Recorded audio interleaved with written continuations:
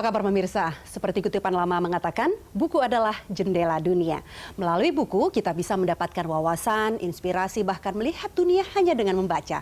Sayangnya, tidak semua anak Indonesia, terutama yang tinggal di daerah terpencil, punya akses terhadap buku. Nah, kondisi inilah yang menggerakkan Nila Tanzil berbagi buku gratis lewat Taman Bacaan Pelangi. Episode kita kali ini akan berbincang dengan Nila Tanzil tentang taman bacaannya untuk anak-anak di Indonesia. Selengkapnya hanya di Female Zone.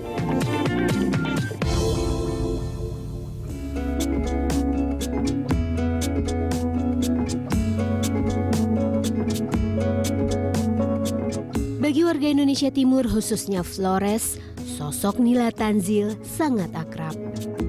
Wanita 37 tahun ini adalah pendiri perpustakaan gratis yang disebut Taman Bacaan Pelangi.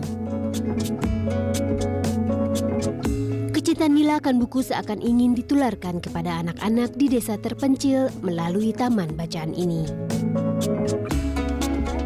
Sulitnya akses buku bagi anak seusia sekolah membuat Nila tergerak memulai proyek sosialnya. Awalnya Nila rela merogoh kocek pribadi demi membeli 200 buku bagi anak-anak di Flores. Kini setelah 7 tahun, Taman Bacaan Pelangi telah berkembang menjadi 39 buah di 15 desa yang tersebar di kawasan timur. Mulai dari Flores, Ambon, Halmahera, hingga Papua.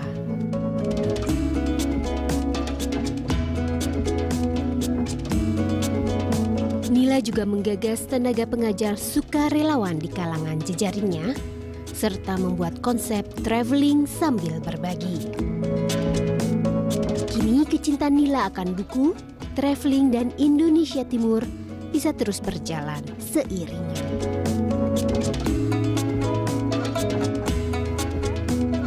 Ya, saya sudah bersama Nila Tanzil. Kalau saya boleh tebak, ini Nila membuat Taman Bacaan Pelangi karena Nila sendiri gemar membaca. Iya, waktu kecil sampai sekarang ya. Sampai sekarang.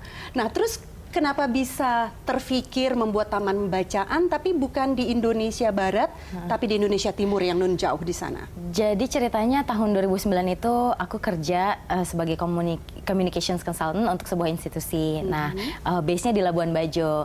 Nah, dari Indonesia situ, Timur ya? Indonesia Timur.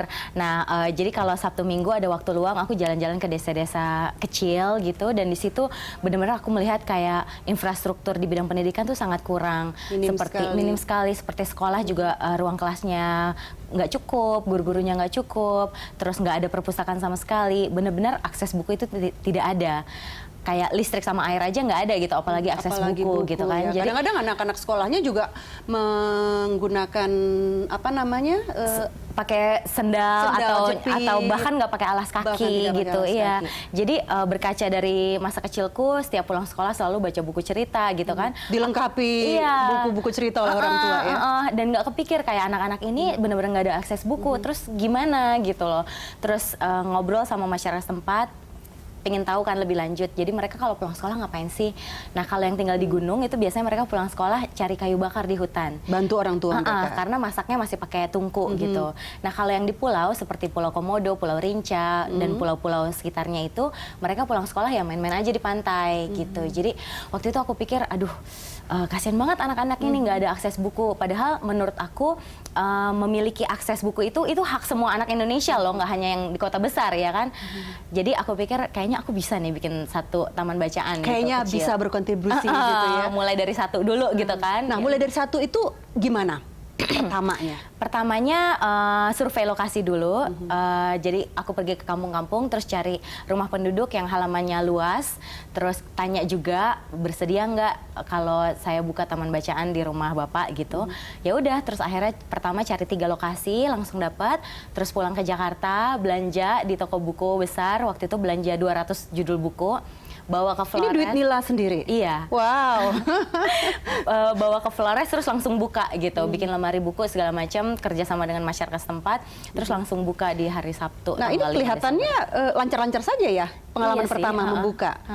Cek lokasi, terus kemudian mendapat lokasi yang tepat oleh penduduk di sana, beli buku dan langsung buka. Langsung buka. Iya. Nah, itu 200 buku berarti 200 awalnya. buku awalnya. Anak-anak bagaimana di sana? Anak-anak, mereka wah senang banget. Senang. Matanya berbinar-binar gitu, langsung nyerbu lemari buku karena mereka nggak pernah kan ngeliat buku cerita Artinya yang mereka seperti haus itu. sekali ya? Haus banget akan buku bacaan, ya.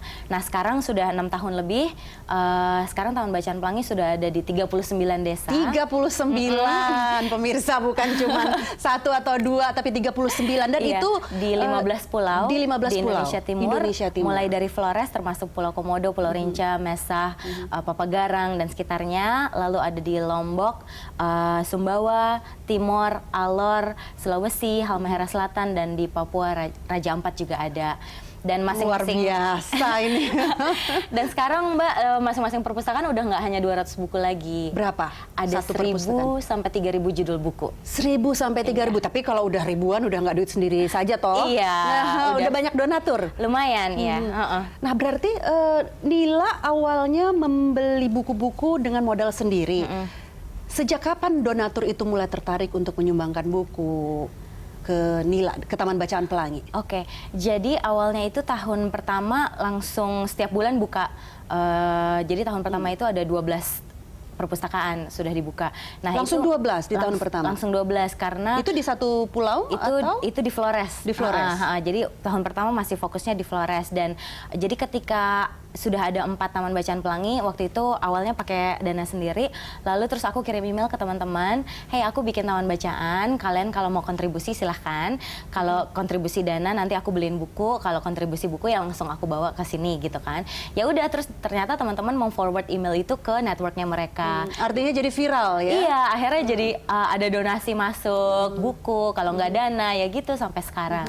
Tapi sebetulnya ini network yang sudah Nila bangun sebelumnya ya, kepercayaan itu penting ya, sehingga orang mau berdonasi ke Taman Bacaan Pelangi. Nah, kenapa sih pilih nama bacaan Taman Bacaan Pelangi? Kenapa Pelangi gitu ya? Karena kalau Pelangi itu kan ya?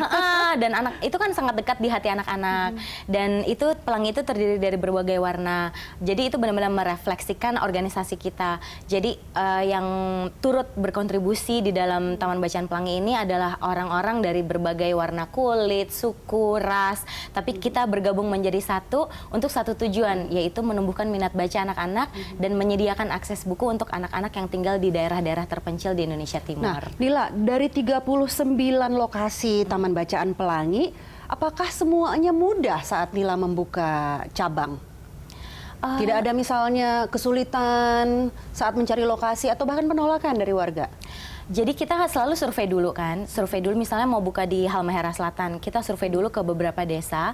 Dari beberapa desa itu kita pilih mana yang masyarakatnya itu paling antusias dan berkomitmen gitu. Dan juga advokasi ke Kepala Dinas Pendidikan dan juga ke Kepala Sekolah masing-masing untuk yang namanya jam kunjung perpustakaan. Oh, ada jam kunjungnya. Ada jam kunjung. Berarti bagaimana kemudian cara memaintain, merawat Taman Bacaan Pelangi, siapa yang mengurus, itu akan saya tanyakan ke Nila. Tapi sesaat lagi ya, pemirsa tetaplah bersama kami. Nanti kita akan menggali lebih jauh dengan Nila Tanzil bagaimana Taman Bacaan Pelangi ini bisa sebesar 39 cabang. Tetaplah bersama kami di Female Zone.